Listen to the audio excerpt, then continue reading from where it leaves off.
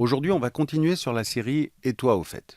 Est-ce que tu sais pourquoi je dis toujours qu'il ne faut pas investir dans l'immobilier? Le maître mot en matière d'épargne, c'est la diversification. Tu m'as déjà entendu parler du paysan qui ne faisait que de l'huile d'olive parce qu'il avait des oliviers et qui à un moment donné diversifie et fait aussi de la vigne, chambre d'hôte et randonnée à dos d'âne et verger ou fruits et légumes. C'est la même chose pour ton épargne. Ça veut dire que tu dois avoir un peu de tout. Tu m'as déjà entendu en parler, il n'y a que 4 valeurs sur lesquelles tu puisses vraiment investir, fondamentalement, caricaturalement, mais grosso modo c'est ça. C'est l'immobilier, c'est les actions, c'est l'or et c'est les obligations.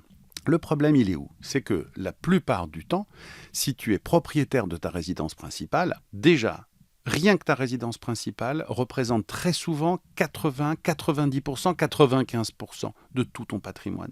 Ça veut dire que s'il arrive un problème avec le marché de l'immobilier, tu es impacté pleine face. Donc, ça veut dire que si tu es propriétaire de ta résidence immobilière, la première des choses à faire, c'est de diversifier tes placements et d'aller en priorité sur les actions, l'or, les obligations.